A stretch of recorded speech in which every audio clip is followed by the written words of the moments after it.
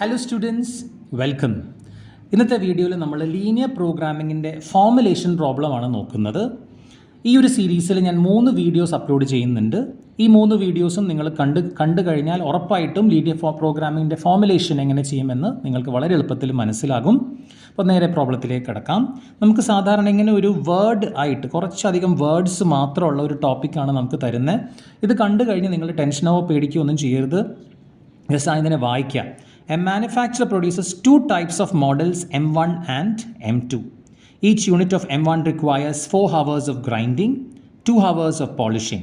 Each unit of M2 requires 2 hours of grinding, 5 hours of polishing.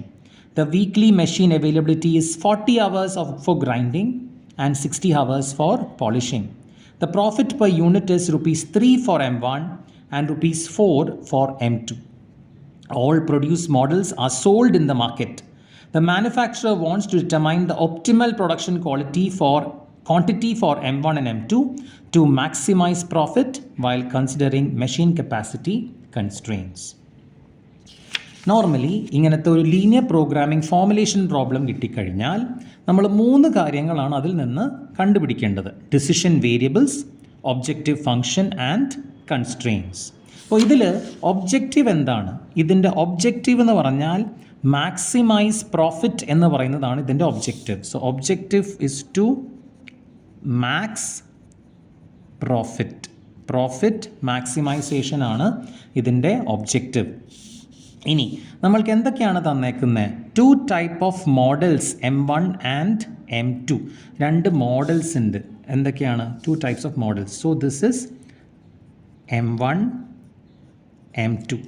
So this is model M1 and M2. And എന്തൊക്കെ ആക്ടിവിറ്റീസാണ് നടക്കുന്നത്? Grinding and polishing. So use right grinding. ഒരു activity grinding ആണ്, ഒരു activity polishing ആണ്. ഇനി നമുക്ക് തന്നേക്കുന്നത് ശരിക്കും ഇന്ന് വൃത്തിയായിട്ട് വായിക്കാം.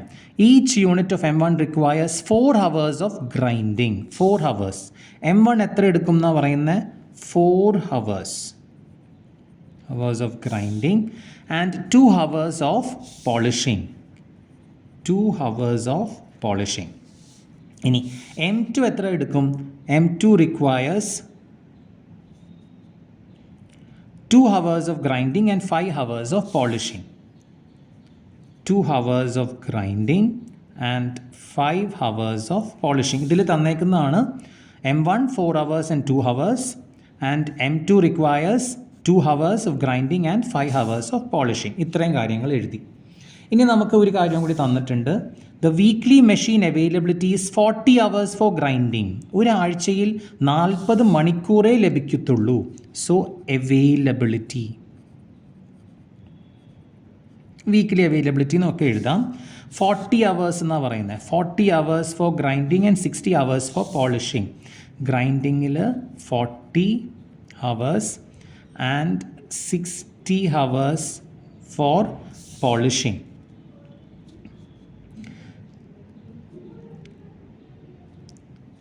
Each unit of M1 requires, polishing. The profit per unit is rupees 3 for M1. അപ്പോൾ ഇവിടെ പ്രോഫിറ്റ് വരുന്നു. Profit is rupees 3 for M1 and rupees 4 for M2. rupees 4 for M2. ഇനി നമുക്ക് ഇതിൻ്റെ ഒബ്ജക്റ്റീവ് ഫങ്ഷൻസും കൺസ്ട്രെയിൻസും നമുക്ക് എഴുതാം. അതിനു മുൻപ് ഒരു കാര്യം നമ്മൾ അസ്യൂം ചെയ്യണം. Let x1 and x2 be the production volume of M1 and M2. അതായത് M2 x1 യൂണിറ്റ്സും M1 x1 യൂണിറ്റ്സും M2 x2 യൂണിറ്റ്സും produce ചെയ്യപ്പെടുന്നുണ്ട് എന്ന് നമ്മളൊന്ന് അസ്യൂം ചെയ്യുകയാണ്. ഓക്കെ, ഇനി നമുക്ക് ഇതിൻ്റെ ഒബ്ജക്റ്റീവ് ഫംഗ്ഷൻ എഴുതാം. ഒബ്ജക്റ്റീവ് ഫംഗ്ഷൻ എന്താണ്? മാക്സിമൈസ് എന്ന് പറഞ്ഞു. So objective function is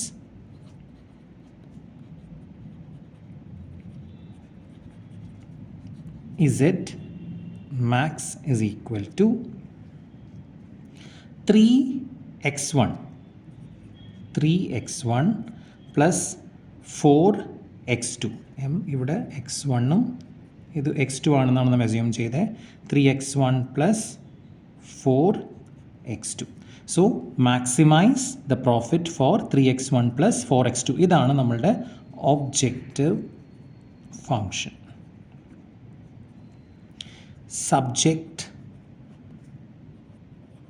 to constraints. എന്തൊക്കെയാണ് constraints?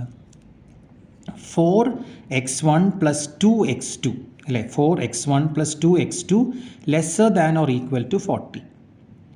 4x1 plus 2x2 lesser than or equal to 40.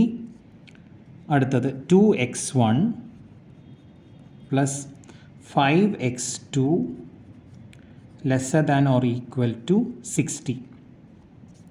ഇത് രണ്ടുമാണ് നമ്മളുടെ കൺസ്ട്രെയിൻസ്. ഇത് കൂടാതെ നമ്മളൊരു കാര്യം കൂടി എക്സ്ട്രാ എഴുതി വെക്കണം. x1, x2 is always greater than 0.